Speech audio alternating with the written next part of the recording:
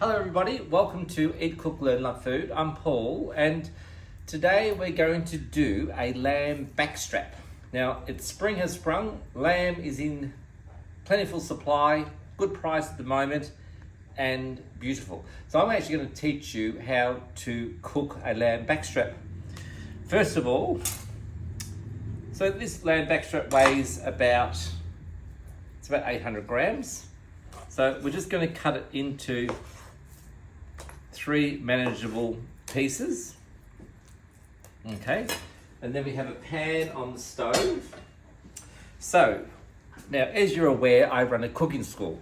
So when it comes to cooking food in general, my fundamentals masterclass or fundamentals class on how to grill, bake, poach, steam, fry, spice, whole fish, blah, blah, blah, is a 3-hour intense class on how to cook. So I'm going to give you a bit of a snapshot into what I teach with pulling out lamb in the beginning. So when you cook or grill something, so today we're going to grill the lamb in a pan, okay? So to grill this lamb in a pan, first of all, we have the food at room temperature. We bring the lamb out, we make sure it's just fresh, not warm, but just room temperature, okay?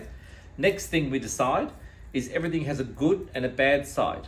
So that backstrap that was long, can you see that there's a good and a bad side? You choose one. The side the customer sees is the side that goes into the pan first.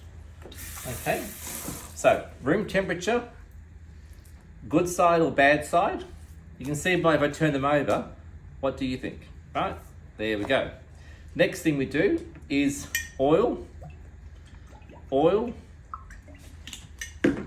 salt, and pepper.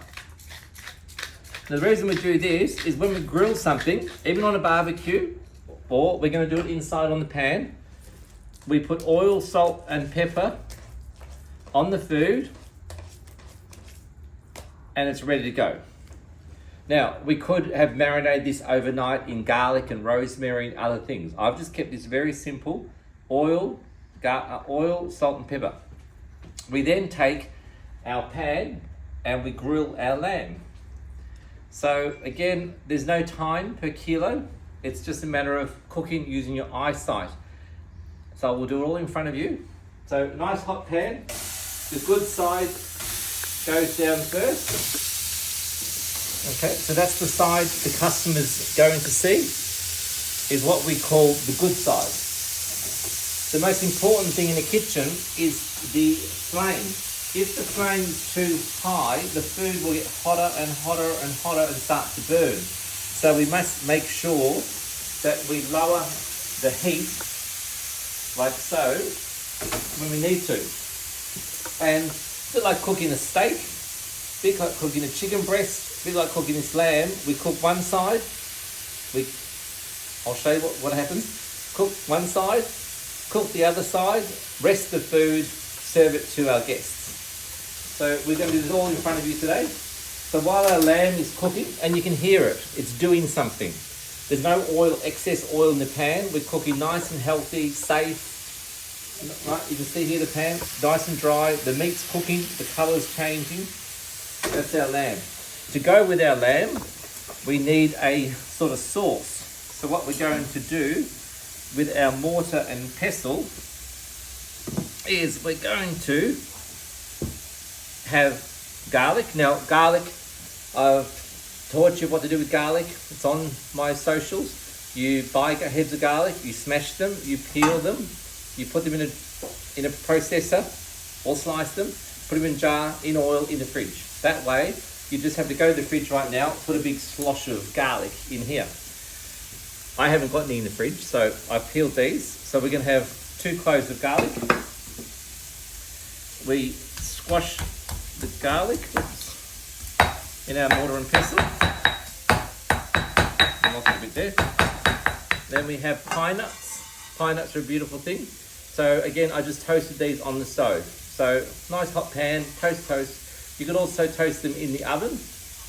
I'm only going to put 3/4 in them. I want to reserve some for a little bit of a garnish. Okay, so here we have our garlic, our pine nuts. So we'll macerate those first.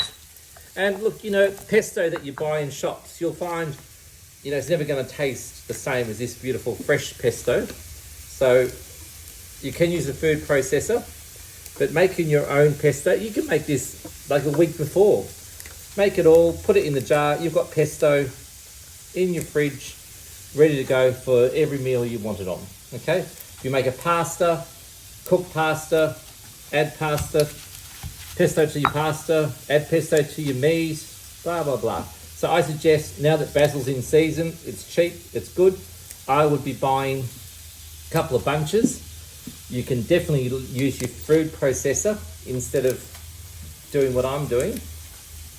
Okay, that'll help you, but I can't use a food processor at the moment because it's too sea salt. Okay, and we need some olive oil.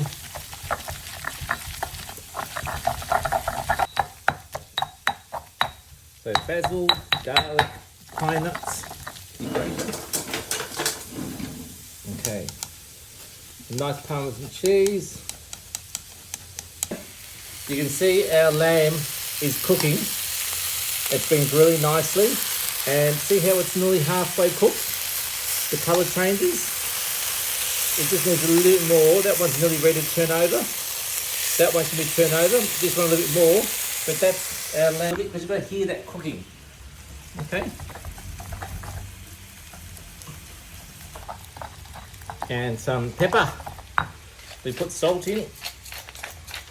Nice grind of pepper. Now, if you put it in the food processor, you're going to find it's going to be very, very fine.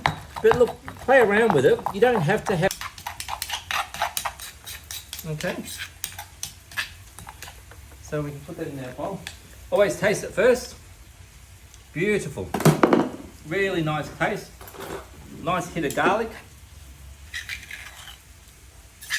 But you can't buy this. Whatever you buy in the supermarkets is never going to taste as fresh and nice as this beautiful thing here. Okay, so that's our pesto. Then we have to rest our meat. Now, some of you may say, what's resting? What do you mean? You take it from the pan and let's eat it straight away. No, what you want to do is get your lamb once it's on the stove, once it's cooked. Okay, put it into a little tray like that, a lid on it, and let that rest there for 10 minutes. Okay, so we'll turn the camera off. What we're going to do is we're just going to rest our lamb. We've made our pesto, and then we'll come back. Hello, welcome back. So our lamb's been resting under here for a few minutes. We'll just take the lid off there, and then with a nice sharp knife. Now with the lamb, you'll find everything has a grain. Meat has a grain. It's running this way. So, sorry, it's running that way. It's probably hard to see on the camera, but when you slice something, you want to go with the grain, not against the grain. That's why it can be tough. So here, we're going to cut our meat. Okay. I'll put that there for you. You can see how beautiful and blush pink. This is why chefs get a bit mad with people when they say, I want my meat well done. Because when you cook something well done, it means that you've actually removed all the juice from the animal. So again, the animal has red blood. That's flavor. That's the juice of the animal. Okay. Here's one. So grain again. So this is lamb. It's cooked pink. Okay. Should be cooked pink. That there is not oil, bad things. That's the juice of the animal. Okay.